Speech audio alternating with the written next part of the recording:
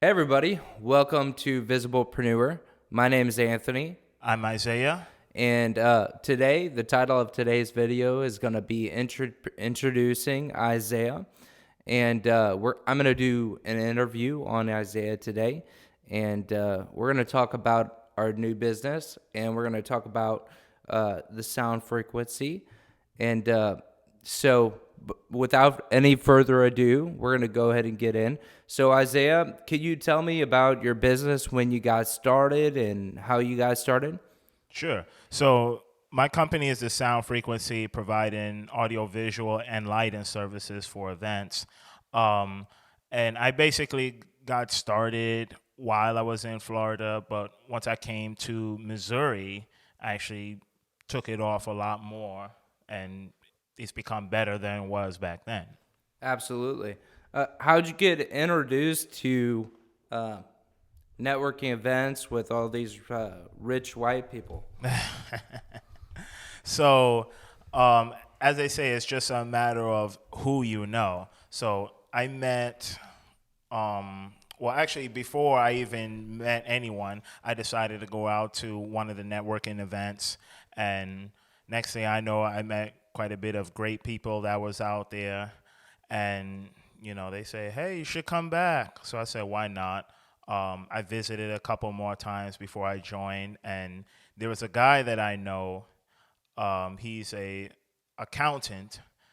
He actually helped me get the sound frequency with his LLC established. Yeah, I think I know who you're talking about. Oh Mike yeah, Wolf, right? yep, Mike Wolf. Yep. Yeah, he helped me get that all set up. He was on the phone with me and walked me step by step.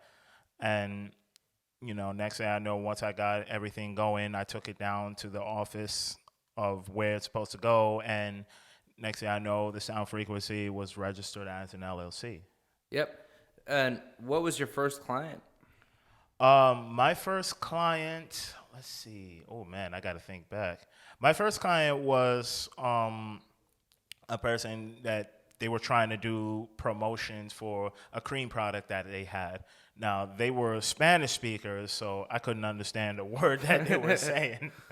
So, but either way, the event went well. They didn't really have many people that was there. It was just, I think they were trying to do like a self promotion thing to where it's like, Right. okay, let's see how it sounds with the audio gear, and they'll do their own little video. So how did you quote that guy? Or like, he didn't know English at all? No, he spoke English, but it's just that the lady who was doing the presenting, she didn't really understand English at all. Like Yeah. she only knew a few words here and there. And Okay. the guy that was actually helping her out, he was basically the translator. Okay. So despite that, though, the show actually went well. I don't really have any complaints about it, but if I could understand what they were saying and speaking, then yeah. But Yeah. Got it. Well, so one of the reasons why you and I started Visiblepreneur, going back to the coronavirus, is they started shutting down events and all types of, you know, all of your customers, uh, they weren't able to hire you. So tell me a little bit about when that started and when you started to noticing that this was going to be a problem. so I started noticing that it was going to be a little bit of a problem. It was actually before the coronavirus hit. Um, business was a little bit slow, and it was slowly but surely, hopefully, starting to pick up. I want to say that's actually what I was looking for. Um, so as things were starting to slow down, I was gathering some more equipment, and right as I got my last speaker, and next thing you know, World Health Organization deemed it pandemic. So as they did that, I said, "Oh man, no." So that's when the events really, really started to slow down, Yep. social distancing and uh, closing of places unless they were essential. Right, right. Craziest thing we've ever seen, you Hmm. know. But Yeah, when I got in touch with you and we started working together, I noticed with the sound equipment, video equipment, I have a marketing company, so uh, me and you both came up with the idea of a podcast. And the purpose of the podcast is obviously to create these local entrepreneurs that we met in networking events and making them more visible online and, on YouTube and on social media. So, first off, tell me when this all started to happen, and what are some of the new opportunities that have come your way that have made things better? So one of the new opportunities was meeting you. Yeah. So if I hadn't have met you, who knows where I would have still been at. Probably just been home, and slowly but surely, as we're starting to reopen, just try and get things more out there.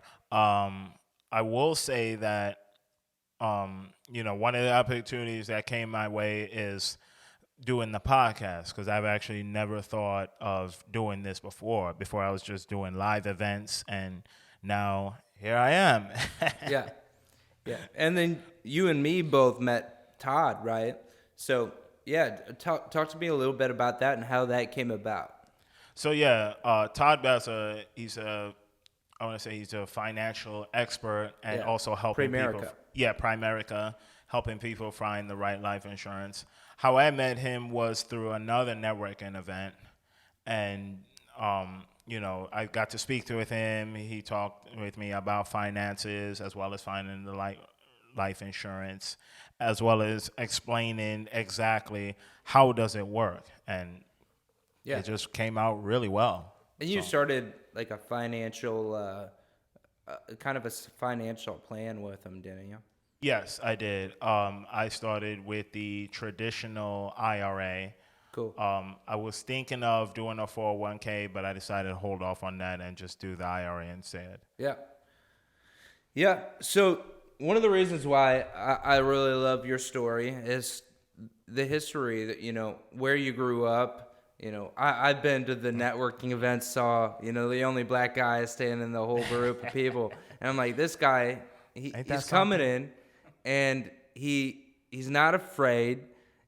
He clearly wants to have a really good life, and he helps tons of different people. I see you posting and commenting on Facebook all the time, looking to refer all types of different people, which is impressive.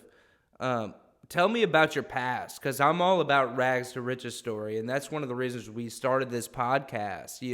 Me and you both have a story that, we've been through stuff that was difficult, and I want to hear about your past and, the things that you went through that led you up to the place where, all right, you said, I'm done. I'm not going to be poor anymore. So walk me through that. So yeah, sure. Originally, I grew up in New York, and we were a bit on the poor side. My dad was taking the mass transportation to and from work, and when you have to go from Brooklyn to Manhattan by transport, or I should say by bus and train, it could take at least about 2, maybe 3 hours, depending on how they're running, especially during rush hour. So eventually he bought himself a car, and back then still didn't really know anything about finances. So fast forward years later, I get to New Jersey, and I started attending high school there. And the school itself looked like a big jail. Yeah.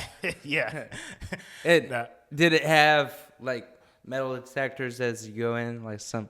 Yeah. We always had to go through a metal detector. You had to go through there before you get the day started, and you had to go in there after lunch was finished, because back then they let you go outside for lunch, so you can go to any restaurant, Chinese place, or whatever, just long as you get back to class on time. So that's what they were worried about. This was, what school was this? This was in New Jersey? Yeah, this is Dickinson High School. Okay. Yeah, and it did look like a big jail, as I stated before. but it was okay, but not really, because in that school, if you didn't know how to fight, you pretty much get bullied all the time. And Yeah. oh boy, I think everybody as a child goes through that. Yeah. Yeah.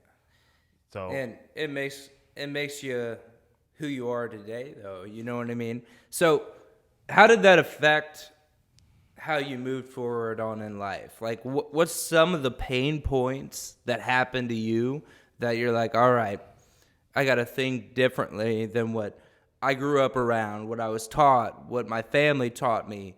Like, who was influential to kind of change your mindset to the mindset that I know of now? Because looking back on your past, I would imagine that mindset wasn't handed to you on a silver platter. You had to fight for it. So tell me more about that.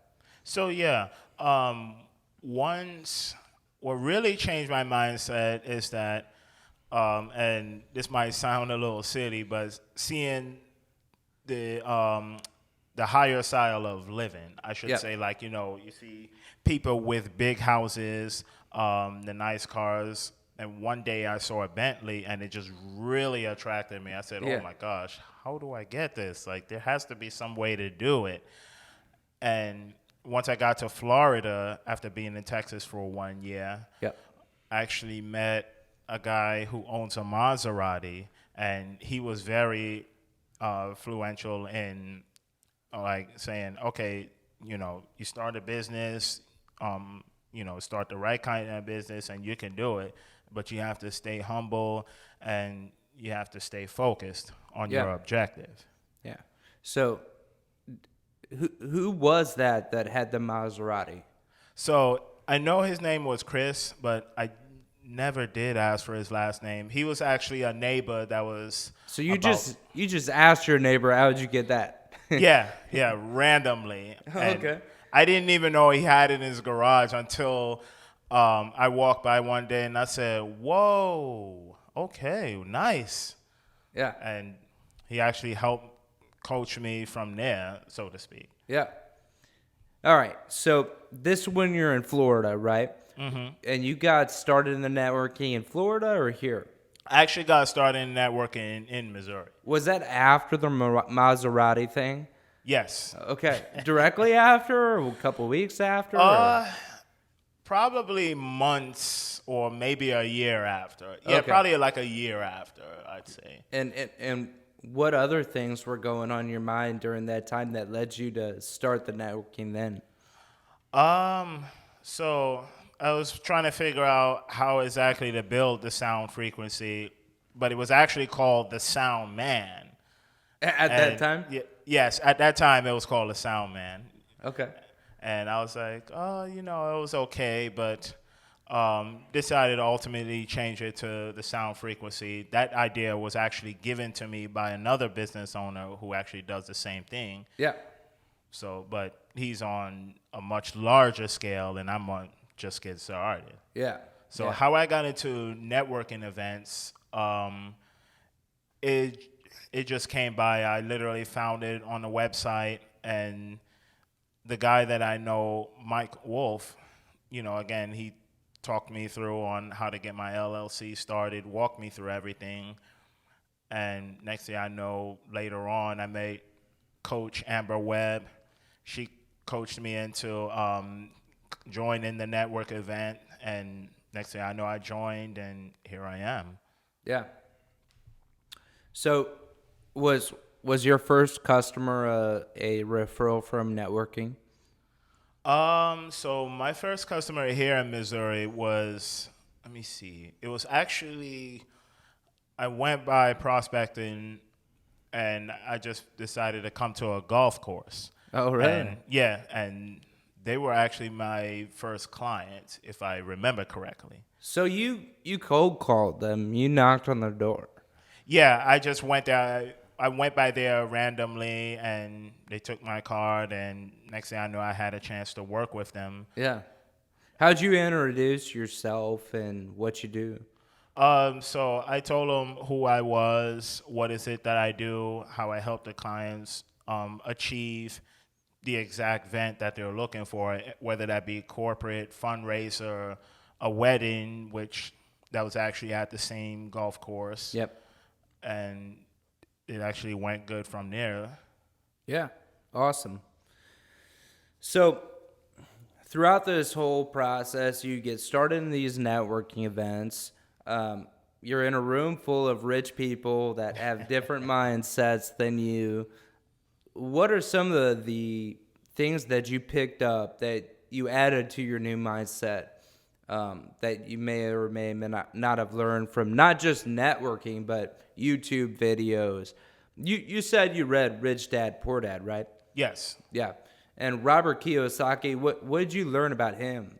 So one thing I learned about him is kind of like how he grew up. He had the opportunity to learn from his actual rich dad as well as the poor dad. And one of the lessons I took from there is he basically said in like a few sentences, I don't remember the exact words, but he basically said when you're buying multiple assets and they're generating money and you're able to repeat the process, this is how the rich get richer. Yeah. I love that book. It speaks on so many different things. I think one of the coolest things that it does speak on is the lack of financial education that a lot of people have in our society, and not to mention how the rich stay rich, right? How they win on taxes, how they are able to buy assets and temporarily not pay taxes until they cash it out. And they don't even do that. They just trade it for another asset and, again, delay the process. And that's how they build their wealth. So I know that you're doing a little bit of real estate stuff. Can you elaborate a little bit about that too? So, yeah, I just became a real estate wholesaler. I was going to say whole flipper. Yeah. So the way that works is I'll drive around, see if I can find a property that's in distress. You know, maybe the rooftop is broken and they don't want to listen on what's called the MLS, like Zillow.com, Realtor. Because if you choose to list it with a realtor, they want you to get the place in tip-top shape so that way you can get the best for your money. Right. Like, you know, depending on how much the houses are selling. So in my case, if you have a homeowner that does not want to do that and they want to sell it as is, then I could get them a deal, pay cash, and close fast. Gotcha. And I don't know if you feel comfortable talking about this, but how did you get started? It's kind of a funny story. If he's willing to talk about it. I definitely have to say about this one. Okay. So my dad was the one that actually paid for the real estate broker. How much was it? It was about $50,000. Yeah, it's a lot. So he definitely had to do some work in order to get it. And unfortunately, he got sick during the time. Yeah. So he wasn't really able to take it on like that. And I wasn't thinking of it at the time, but how I got to know his real estate broker is that he always had an event every month, and I would always do the audio services for him. Yeah. So then one day I decided, you know, what if I can take it on? Yeah. But then in my mind, I was rebating myself. I said, no, he's probably not going to take it on. I'm going to have to pay something. So then I just said, okay, you know what? I'm just going to go up to him, ask him, how did he do this? And as soon as I asked, he said, yeah, sure. He gave me like some books to read. Yep. As well as a DVD to watch once in his class. Yep. And next thing I know, I was in once I completed it. And I'm trying to find my first deal now. Yeah. Yeah, and me and you are working together right now. I have a funnel that works exactly for, you know, real estate investors and people that are trying to buy, you know, sell your home campaign. So there's multiple ways to do that. What I find fascinating about your story is how despite the fact that you're nervous and you have this different mindset that was built into you by your parents and by schools and not the best schools, you always ask successful people how they got there. And would you say that is probably 80% of the battle right there is getting yourself in front of people that have done it, and that's kind of how you can get started? Yes, definitely, because if you don't ask any questions at all, you'll never know. Yeah. Like, it's kind of like the same thing if you're in the sales. Yeah. Like, if you don't ask questions, if you're not trying to, not necessarily co-host if you're in the right company, but, ask questions, which is the number one thing. Think of questions maybe they might have and just throw something out there.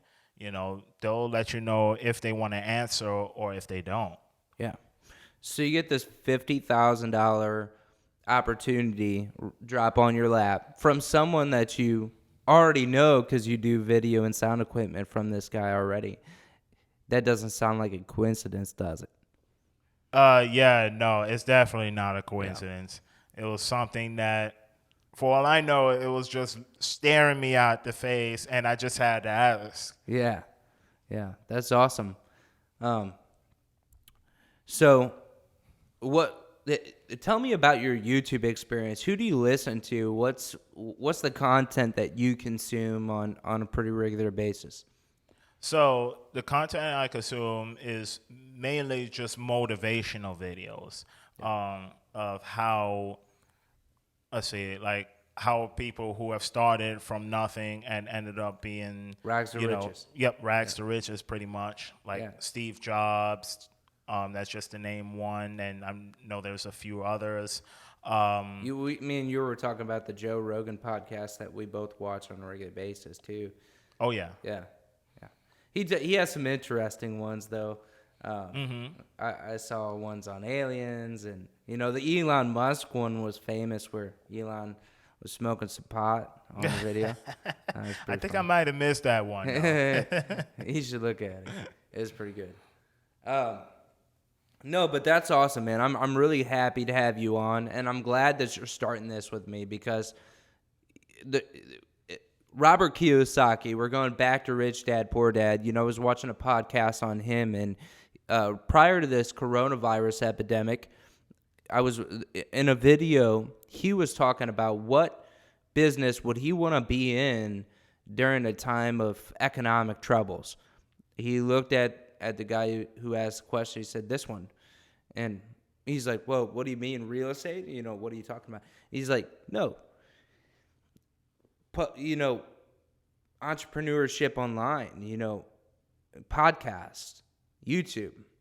This is an opportunity that everyday people like me and you, 20 years wouldn't have the opportunity to be, located in St. Louis, Missouri, of all places, in the middle of nowhere, or it's not California, it's not Florida, it's not a big city, right?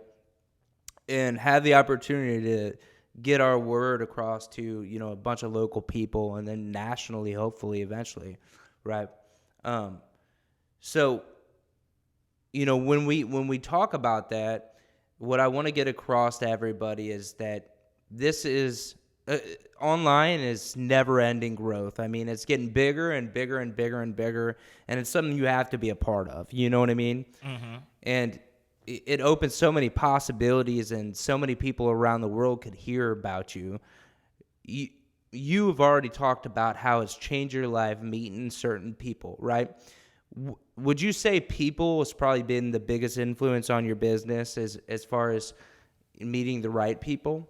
Well, not just people itself. It's the right kind of people. Yeah. So when you run into another business owner, chances are, if they're a good business owner, then they'll want to coach someone else on how exactly, or better yet, what steps should be taken to achieve the success that they did. Yeah.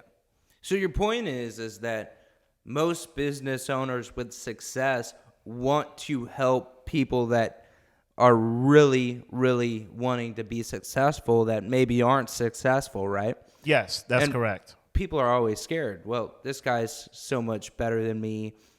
This girl's so much better than me. They got the nice car, the nice house. They don't want to talk to me, right? Mm-hmm. How do you overcome, talking to people that might have that mindset of, I don't want to go into a room full of rich white people. I don't want to go into a room full of, people that are super successful, ask them how they got there. It makes them nervous. And they're afraid these people won't mentor them. How do you find a mentor, and how reach out to the people and tell the people that are looking for a mentor, that are looking to change their life, how everyone's wanting to help them? Like, how do you find people that want to help you, and how do you help them in return? You know what I mean?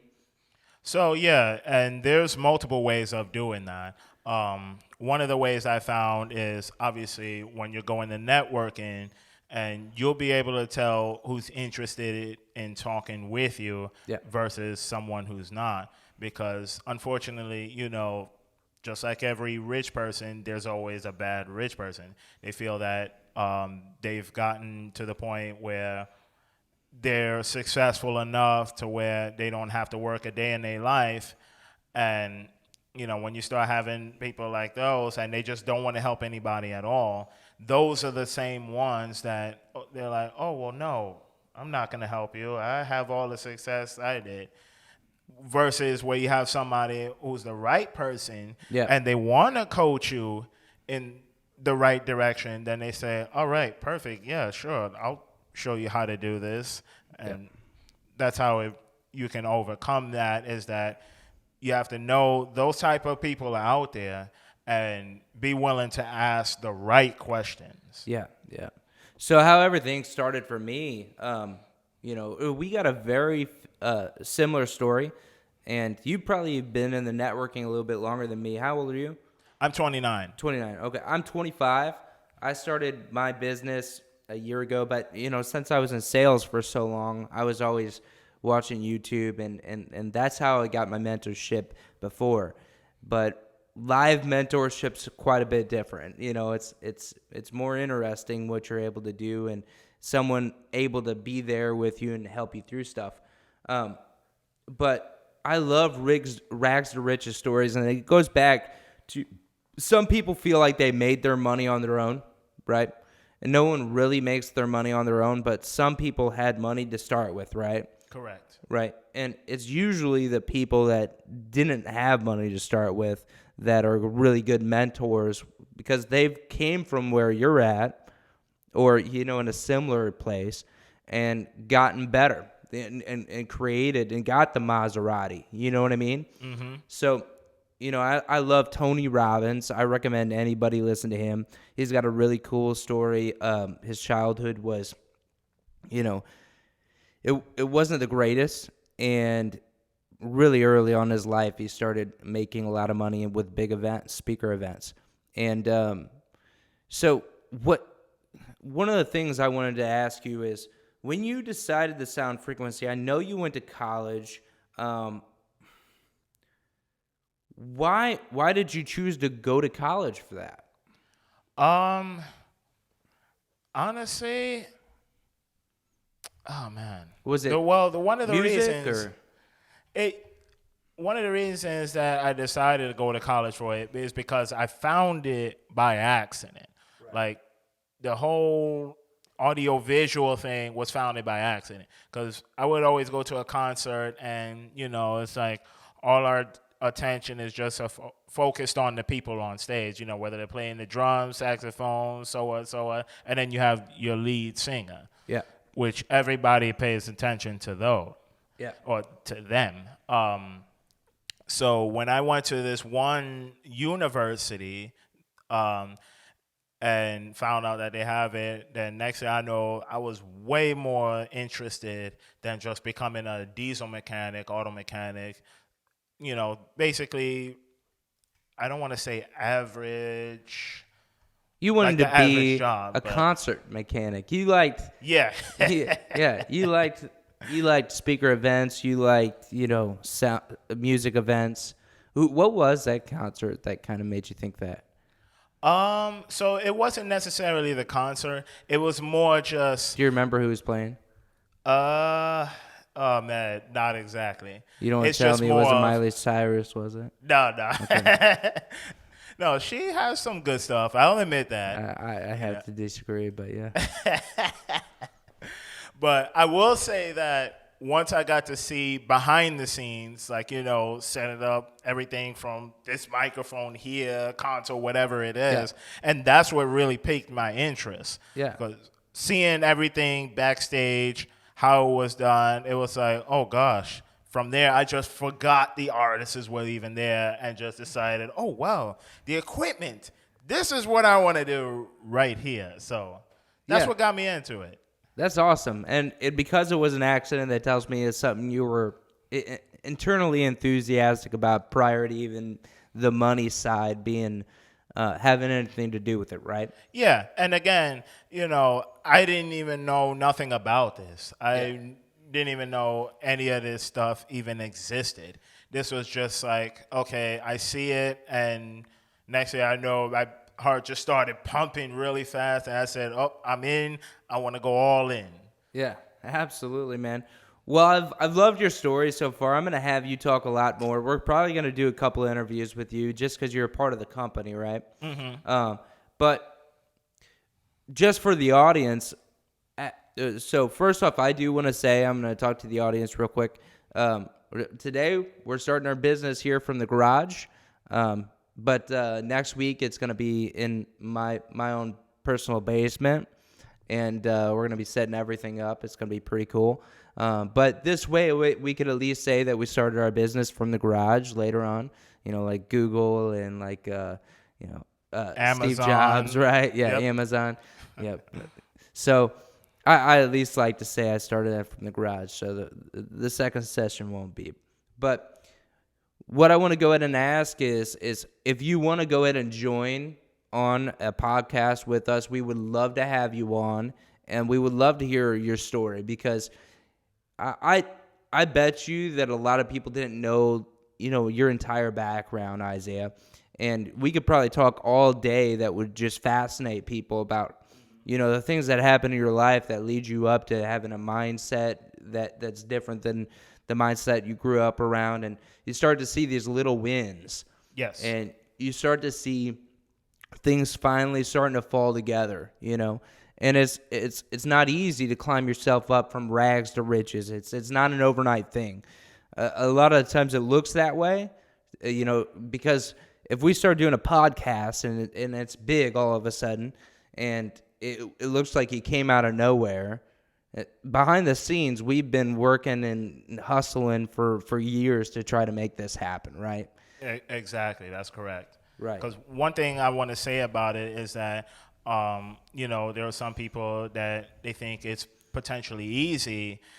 It's not super hard. I will say that, because I realize, I'm like, oh, wait, no, this is not super hard to where it's impossible to do. Yeah. It's possible to do, but you just have to be willing to put in the time for it. Yeah. And understand what is it you're aiming for. Understand what goal that you're aiming for. Right. Once you have all of those and they form a line, then you start crossing the path and see exactly which direction it will take you in.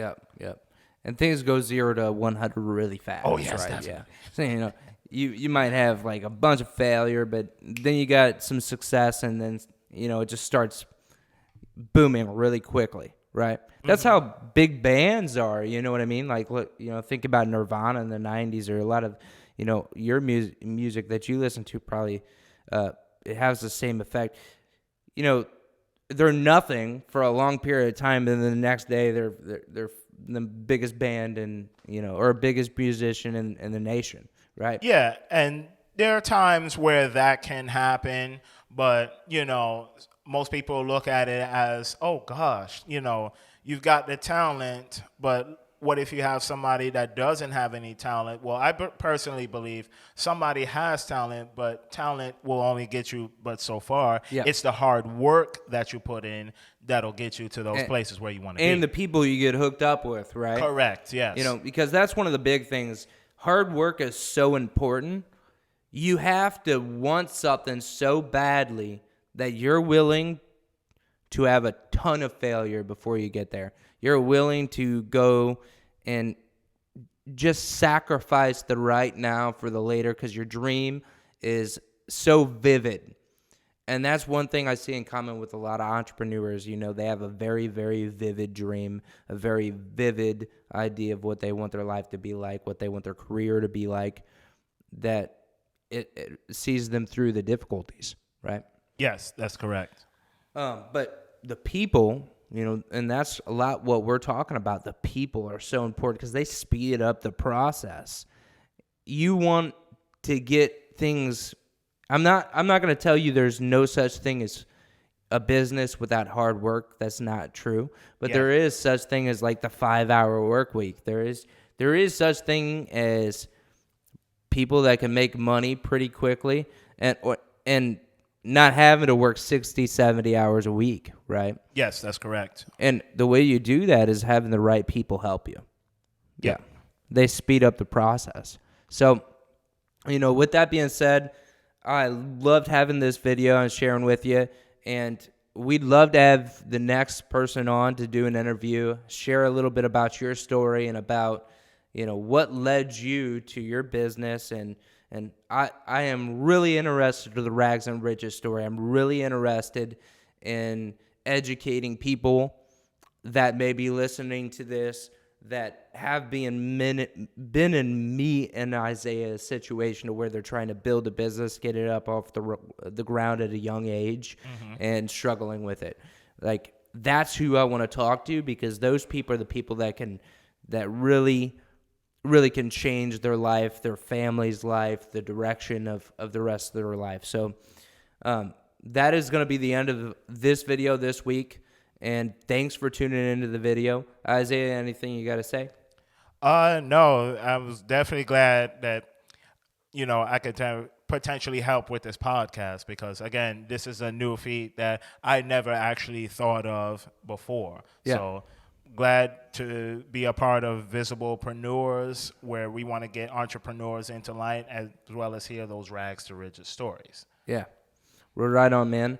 Thanks for tuning in, everybody, and we'll see you in the next podcast. Oh, yeah. Take it easy.